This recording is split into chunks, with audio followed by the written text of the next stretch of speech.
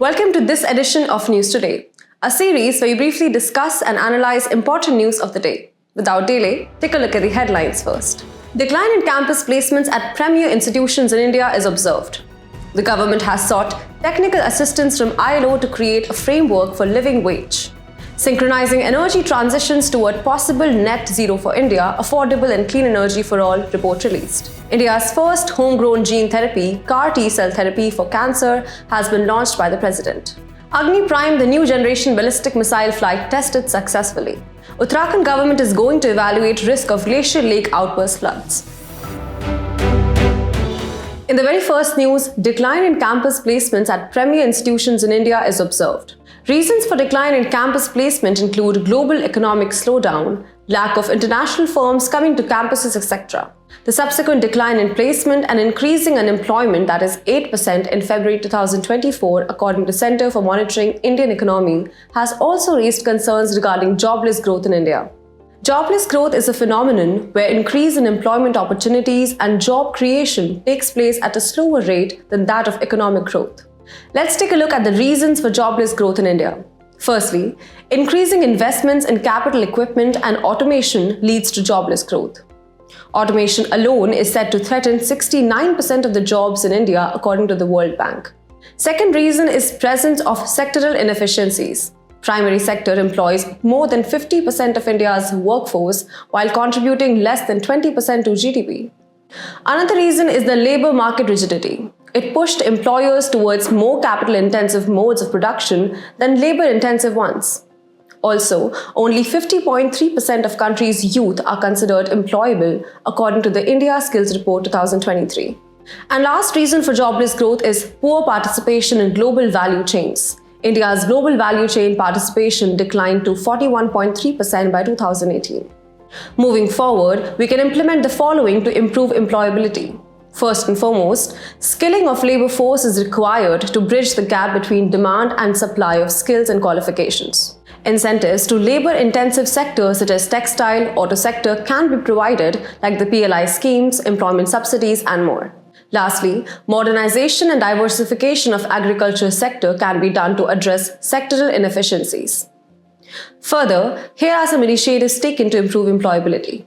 National Skill Development Mission was launched in 2015, National Apprenticeship Promotion Scheme, and certain schemes to boost manufacturing sector like the Make in India initiative, Industrial Corridor Development Program, Production-Linked Incentive Scheme, etc.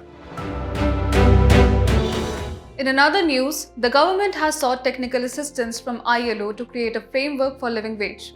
Presently, India follows the minimum wage, which has remained stagnant since 2017. Talking about the Code on Wages, which was passed in 2019, it proposed a universal wage floor which shall apply to all states once implemented. A new framework needs to be applied because of a few issues in the present system. Let us have a look at the key issues. The Minimum Wages Act 1948 provides guideline but does not specify the minimum wage. Fixing of minimum wages in some jobs falls under both the Minimum Wages Act 1948 and the Contract Labour Regulation and Abolition Act 1970, leading to a potential confusion. There also occur wage payment discrepancies due to the lack of enforceability of the national wage floor across states. There is also gender disparity, as scheduled employment with more women workers has lowered minimum wages than those with more men. Let us now understand the difference between living wage and minimum wage. Living wage is a level necessary to afford a decent standard of living for workers and their families, whereas minimum wage is the lowest legal hourly wage that the employers must pay their workers. The living wage aims to improve workers' quality of life, whereas minimum wage aims at protecting workers from possible exploitation. Implementation of living wage can hold various advantages, like it can accelerate poverty alleviation efforts, aligning with sustainable development goals. Moreover, it addresses wage insufficiency, especially considering inflation, and fosters a more equitable and sustainable economy. Though few challenges are also involved with living wage, let's have a look at them. Implementing a national living wage framework across states will be challenging due to the diversity of living costs in different regions of India. Furthermore, financial strain, especially for small businesses and MSMEs due to increased labor costs, acts as a challenge. Moving on to the next news. Synchronizing energy transitions towards possible net zero for India, affordable and clean energy for all, report released. The report comprehensively studies methods for minimizing cost of power at consumer end and to work out an optimum mix for all sources of power aiming for net zero emission. It was launched by the Office of the Principal Scientific Advisor to the Government of India. Before we begin, let's first understand India's net zero target. In 2021, at COP26 of UNFCCC, India announced its target to achieve net zero by 2070. Additionally, Indian Railway has set a target of becoming net zero carbon emitter by 2030. Now let's move to the key highlights of the report. Coal is projected to continue for next 2 decades as backbone of Indian energy system. It noted that net zero is not possible without substantial nuclear power and renewable energy generation by 2070. Refurbishing, recycling, and mineral recovery will play a vital role in meeting future mineral demands. Lastly, there is a need to explore carbon dioxide technology such as bioenergy with carbon capture and storage in carbon capture, utilization, and sequestration. Furthermore, take a look at the key recommendations made in the report. It suggested for life cycle assessment of alternate energy system and to link incentives to net mitigation provided by them. It recommended to invest in developing renewable and battery technologies based on domestically available mineral resources. For example, use of vanadium-based flow batteries for stationary applications and EV charging infrastructure. Also, it recommended to make regulatory changes to reflect hydrogen blending limits into natural gas networks. And at last, to develop uranium storage facilities for resilience to disruption of nuclear power. In another news, India's first homegrown gene therapy, CAR T-cell therapy for cancer, has been launched by the President. This gene therapy has been developed through collaboration between the Indian Institute of Technology, Bombay, Tata Memorial Hospital and ImmunoAct. Let us first start by understanding about what is chimeric antigen receptor or CAR T-cell therapy. This therapy can modify immune cells, specifically T cells, by turning them into potent cancer fighters known as CAR T cells. If we talk about T cells, then they are special cells that is a type of white blood cell whose primary function is cytotoxic, meaning killing other cells. In this, the T cells are taken from the patient's blood and are changed in lab by adding a gene for a man-made receptor called CAR. CARs are proteins that assist the T cells to recognize and attach to a specific protein present on cancer cells. CAR T cells are then given back to the patient. The CAR T cell therapy can prove to be beneficial in many ways. Let us have a look at them. It can treat cancer for an extended period because T cells can remain in the body for months and years. Furthermore, it has the potential to cure specific cancers completely. And lastly, it needs a short treatment time as it provides more rapid recovery, proving to be beneficial for all cancer patients. Though few challenges are also being faced. Those are, CAR T-cell therapy for one cancer won't be able to work for another type of cancer. Other than that, it can have negative effects on the nervous system and can also contain a risk of infection. In another news, Agni Prime, the new generation ballistic missile flight tested successfully. The test was conducted by Strategic Forces Command (SFC) along with the Defense Research and Development Organization from Dr. APJ Abdul Kalam Island. SFC is responsible for the management and administration of the country's tactical and strategic nuclear weapons stockpile. To understand better, here are some facts about Agni Prime.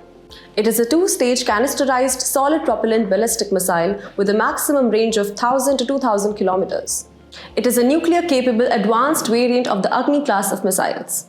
Lighter than all the earlier Agni series of missiles, it will be guided by Inertial Navigation Systems (INS) based on advanced ring laser gyroscopes.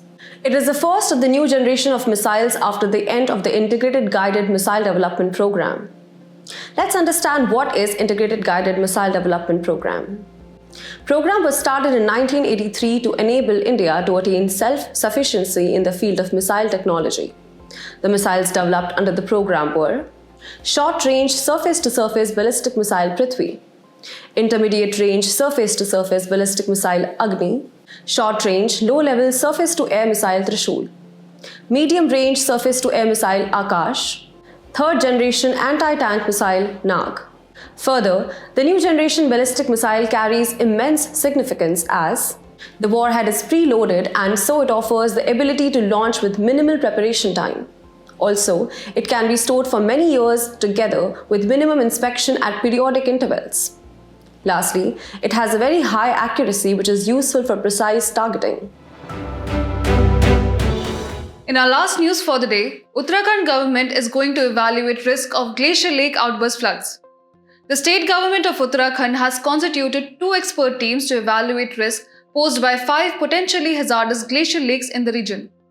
Let us first start by understanding about glacial lake outburst floods. It is a term used to describe a sudden release of water retained in a glacial lake that can be located in front, at the side, underneath, within, or on top of a glacier.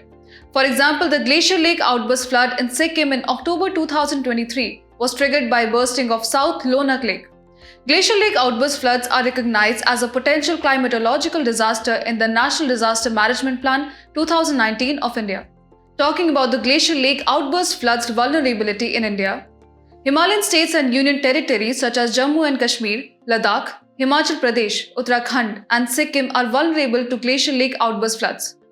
In 2021, the Geological Survey of India found 13 out of 486 glacial lakes in Uttarakhand to be vulnerable to glacial lake outburst floods. Moving ahead, let us have a look at the reasons for glacial lake outburst floods.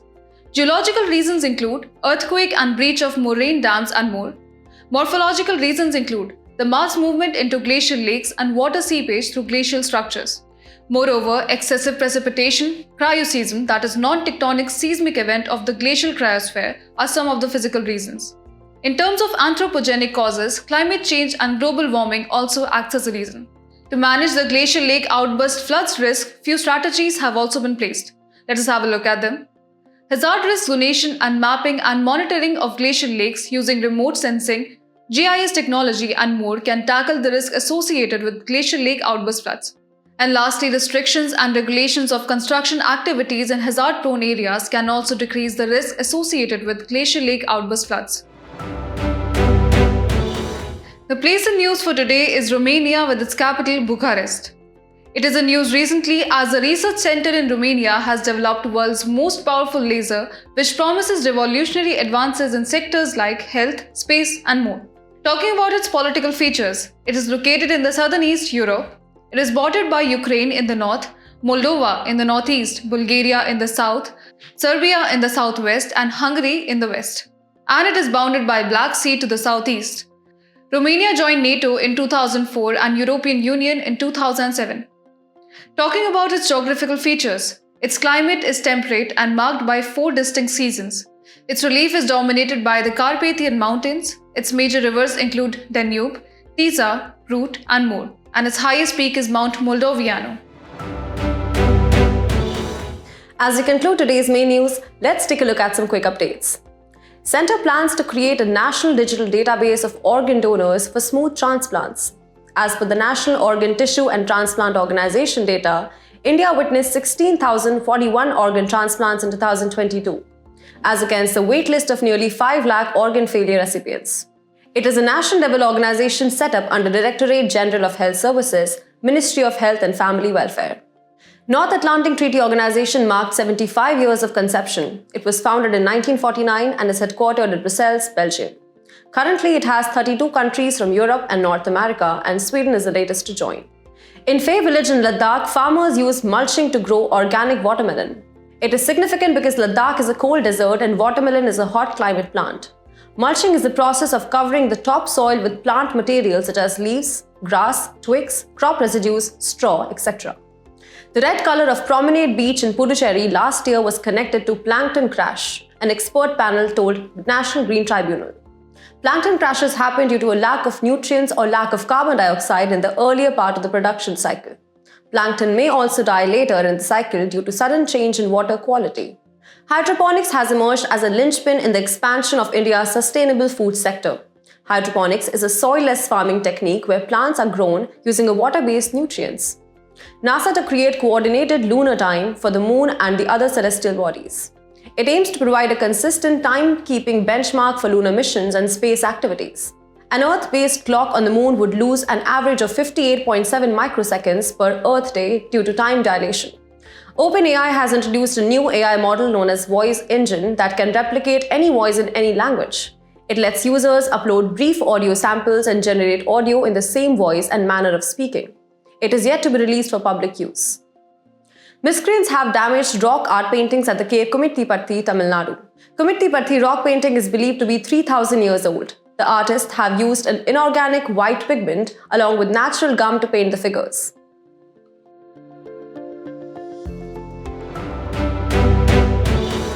Before we go, it's time to put your knowledge to the test in today's segment of Test Your Learning.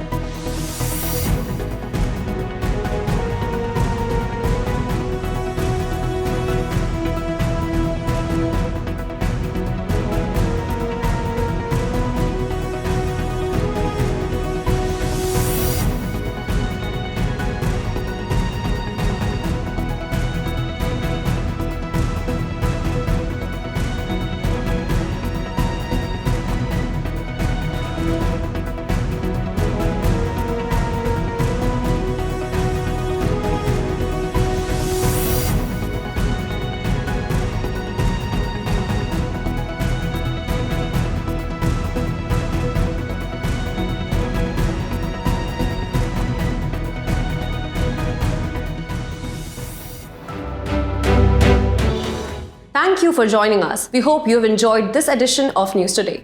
To get the answers to today's quiz and to download the PDF of News Today, make sure to check out the links in the description below.